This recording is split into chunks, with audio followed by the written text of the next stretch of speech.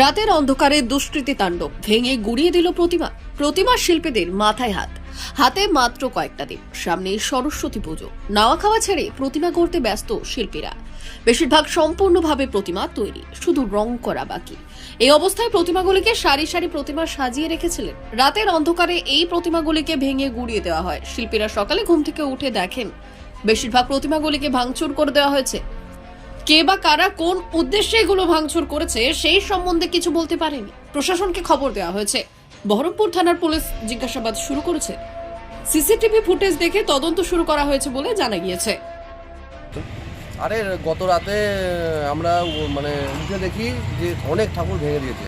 আমার কারখানা আর এই কটা যেখানে কারখানা আছে সব কটা কারখানায় ঠাকুর ভাঙা। এখানে কটা কারখানা আছে? এখানে মোটামুটি 4-5টা কারখানা আছে, সব কারখানা ঠাকুর ভাঙা। মানে রাতে তো এরকমই থাকে নাকি? রাতে এরকমই থাকে, কোনোদিন কিছু হয় না, কিন্তু গত রাতে যে কিভাবে কি হয়ে গেল বুঝতে পারলাম না। কখন মোটামুটি তাও আনুমানিক? মোটামুটি প্রায় 1:30 2টোর দিকে। 2টোর দিকে? হ্যাঁ। আপনারা কি দেখতে পেয়েছেন কিছু? না, আমরা কিছু দেখতে পাইনি। দেখতে পাননি? না।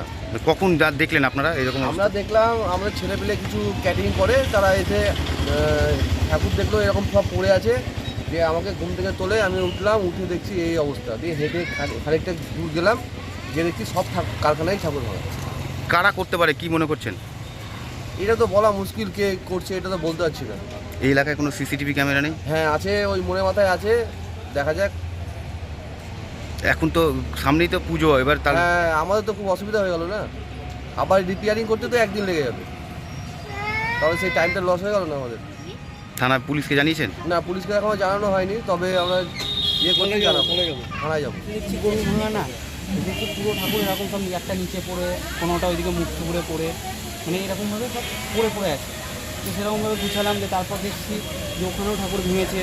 তারপর ওই পাড়ায় একজন আছে, ও দেখছি এসে ভিডিও দেখাচ্ছে ঠাকুর সব ভাঙা, ওর যে ঠাকুরগুলো ভেঙেছে সে কাদাকাদি করছে যে এরকমভাবে ঠাকুর ভাঙছে। আর হাতে আছে মোটামুটি 8 দিন আমাদের হাতে।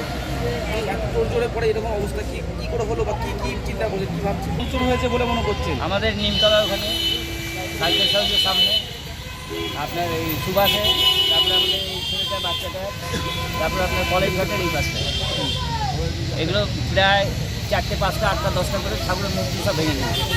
মানে কতটা ক্ষতি বলে মনে করছেন? ক্ষতি মানে বিশাল ক্ষতি। এরা কষ্ট করে ধরেন শীতের দিন এত কষ্ট করে শিল্পীর কাজগুলো করছে, এবং এদের অর্ডারে সব এই যে ধরেন আর 9 দিন বাকি পুজো, তার মধ্যে যে ক্ষতিগুলো করে দিল। এবারে তো ধরেন এরা পরিশ্রম করেছে এবং লেবারও লাগাতে হয়।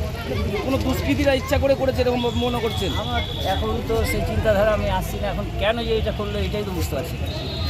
এটা তো এখন আমরা চাইছি একটা সোয়ারক তদন্ত হোক এবং সিসিটিভি ক্যামেরাগুলো দেখা। দোষীরা শাস্তি দাবি করছেন? হ্যাঁ নিশ্চয়ই, 100 বার। এই যে পরিশ্রমটা, কষ্টটা, এই যে দিন রাত খেতে ঠাকুরগুলো বানাচ্ছে, এতগুলো কষ্ট করে ছেলেপুলে বলেন তো। এই যে এত কষ্ট করে এরা সংসার চালানোর জন্য এই কাজগুলো করে। এরা শিল্পী, এরা সংসারের জন্যই তো করছে। মা বোন ভাই তাদের দেখাশোনা খাওয়ানো, এর উপরে এদের রোজগার, এর উপরে এদের সংসারটা চলে এই শিল্পীগুলো। এদের তার অন্য কোনো কিছু নেই। কি নাম আপনার? আমার নাম দুলাল সিংহ। ব্যুরো রিপোর্ট, উত্তরের প্রহরী।